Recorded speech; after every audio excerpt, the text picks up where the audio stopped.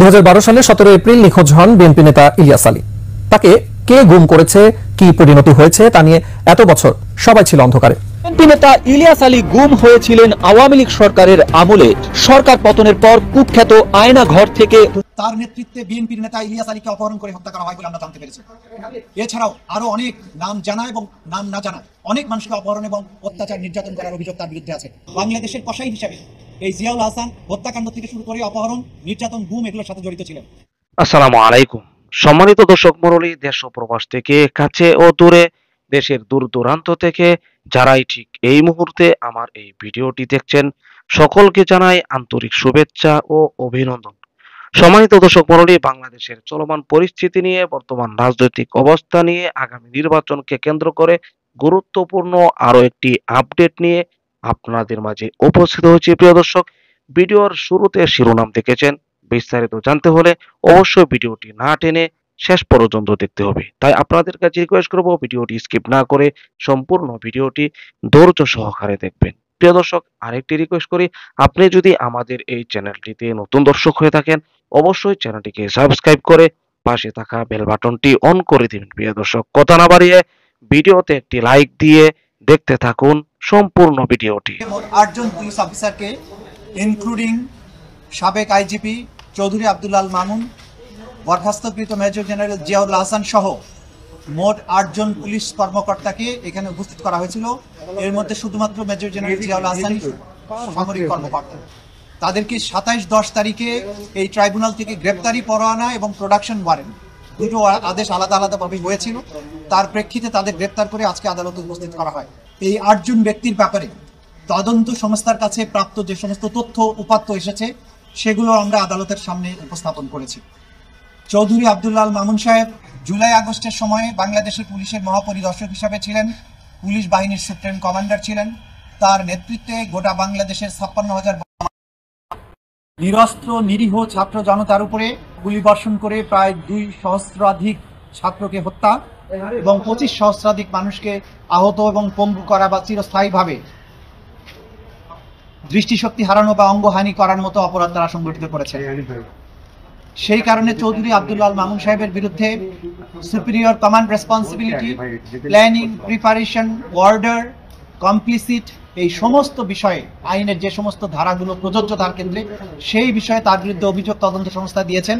সেই অভিযোগে আমরা বলেছি তাকে তদন্ত শেষ না হওয়া পর্যন্ত গ্রেপ্তার রাখা প্রয়োজন। বরখাস্তকৃত মেজর জেনারেল জিয়াউল হাসানের ব্যাপারে আমরা বলেছি যে তিনি প্রথমে র্যাবে, বিভিন্ন সময় র্যাবের বিভিন্ন পজিশনে, সর্বশেষ এনটিএমসির ডিজি হিসেবে চাকরিরত ছিলেন। তিনি বাংলাদেশের গুম, এনফোর্সড ডিসঅ্যাপিয়ারেন্স এবং এই গুমের পরে নিয়ে গিয়ে তাদেরকে যে পৈশাচিক অত্যাচার, তারপরে হত্যা করে লাশ বিভিন্ন জায়গায় ডিসপোজাল করে দেয়া, এই কালচারের জনক হচ্ছেন তিনি। তিনি বিভিন্ন সময়ে এই আওয়ামী লীগ সরকারের আমলে যারা বিরোধী দলের থেকে কথা বলার চেষ্টা করেছে, ভয়েস রেজ করার চেষ্টা করেছে, তাদেরকে একের পর এক পরিকল্পিতভাবে অপহরণ করেছেন, গুম করেছেন, বছরের পর বছর আটকে রেখেছেন। সেখানে তাদেরকে নিয়ার ডেথ এক্সপেরিয়েন্স দিয়ে এমন নির্মম অত্যাচারের মাধ্যমে তাদেরকে আটক রেখেছেন। তাদের মধ্যে বহু মানুষ আজও ফিরে আসেনি। তার নেতৃত্বে বিএনপির নেতা ইলিয়াস আলীকে অপহরণ করে হত্যা করা হয় বলে আমরা জানতে পেরেছি। এছাড়াও আরো অনেক নাম জানা এবং নাম না জানা অনেক মানুষকে অপহরণ এবং অত্যাচার নির্যাতন করার অভিযোগ তার বিরুদ্ধে আছে। বাংলাদেশের কসাই হিসাবে এই জিয়াউল হাসান হত্যাকাণ্ড থেকে শুরু করে অপহরণ, নির্যাতন, গুম এগুলোর সাথে জড়িত ছিলেন। তার বিরুদ্ধে সুস্পষ্ট অভিযোগ এসেছে।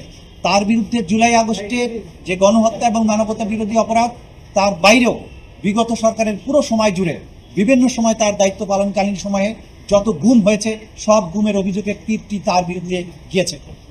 এর বাইরে যাত্রাবাড়ি থানার একজন অফিসার ছিল যে যাত্রাবাড়িতে কয়েকশো ছেলেকে গুলি করে হত্যা করা হয়েছে নির্মমভাবে, এবং সরকার পতনের পরও মানুষ হত্যা করা হয়েছে। সেই থানার যে ওসি আবুল হাসান, তার কথা আমরা বলেছি।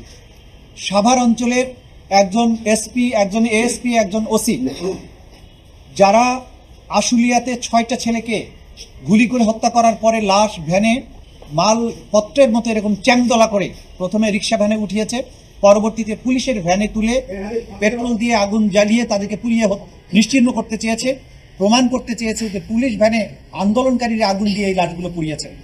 তারা যে অপরাধগুলো করেছে এগুলো শয়তানও করতে ভয় পাবে। প্রত্যেকটা অফিসারের ব্যাপারে সুনির্দিষ্ট যে সমস্ত অভিযোগ ছিল সেগুলো আমরা সুনির্দিষ্টভাবে তুলে ধরেছি এবং আমরা আদালতকে অবহিত করেছি যে আমরা এই সমস্ত এভিডেন্স যা পাচ্ছি সেগুলো কালেক্ট করে আমাদের তদন্ত সংস্থা বিচারের উপযোগী করে আন্তর্জাতিক স্ট্যান্ডার্ড ফলো করে সমস্ত ডিজিটাল এভিডেন্স লাইভ এভিডেন্স এমনভাবে আমরা আদালতের সামনে প্লেস করব ক্রিস্টাল ক্লিয়ারভাবে অপরাধীরা জানতে পারবে তাদের কি অপরাধ ছিল। গোটা বাংলাদেশ গোটা দুনিয়া দেখবে এই বিচারটা স্বচ্ছ এবং ফেয়ার হয়েছে। সেই ধরনের এভিডেন্স প্রিপেয়ার করার জন্য আমাদের যুক্তিসঙ্গত সময় দরকার। আমরা 2 মাস চেয়েছিলাম, আদালত 1 মাস সময় দিয়েছেন এবং পরবর্তীতে 19 ডিসেম্বর এই মামলা। আওয়ামী লীগ সরকারের আমলে কেবল ভিন্ন মত দমনে লক্ষ্মীপুরে গুম করা হয় প্রায় ডজন খানেক বিএনপি নেতাকে। তাদের ভাগ্যে কি ঘটেছে সেটা কারো জানা নেই। পরিবারের সদস্যরা আশায় বুক বেঁধে আছেন জীবিত ফিরবে তাদের স্বজন। অনুসন্ধান বলছে এসব গুমের নেতৃত্বে ছিলেন নারায়ণগঞ্জের 7 খুনের ঘটনায় জড়িত র্যাব কর্মকর্তা তারেক সাইদ। লক্ষ্মীপুর থেকে ফিরে বিস্তারিত জানাচ্ছেন সহকর্মী আশিক মাহমুদ, ছবি তুলেছেন নির্মল চন্দ্র। বাটার ও ভিটামিন ই সমৃদ্ধ lily glam beauty soap. Lily, always beautiful. দেশের দক্ষিণ পূর্বাঞ্চলের জেলা লক্ষ্মীপুর। 2014 সালের জাতীয় নির্বাচনের আগে এই জেলার বেশ কয়েকজন বিএনপি নেতাকে গুম করা হয়। কয়েকজনের মরদেহ পরবর্তীতে খালে বিলে রাস্তার ধারে পাওয়া গেলেও অনেকের হদিস মেলেনি এখনো। তাদের একজন ওমর ফারুক। 2014 সালের 4 ফেব্রুয়ারি চট্টগ্রামের পতেঙ্গা থেকে আইন শৃঙ্খলা বাহিনী পরিচয়ে তুলে নেওয়া হয় তাকে। এরপর পেরিয়ে গেছে 11 বছর।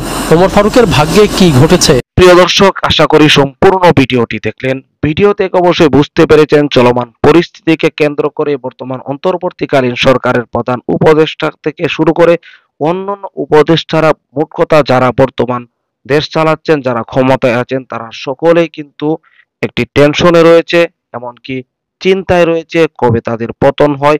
আর যদি পতন হয় তারা কিন্তু বাংলাদেশে থাকতে পারবে না, এমন একটি পরিস্থিতি দাঁড়িয়েছে। যদি আওয়ামী লীগ সরকার আবার ক্ষমতায় আসে, এই আতঙ্কে তারা কিন্তু সব সময় বিরাজমান।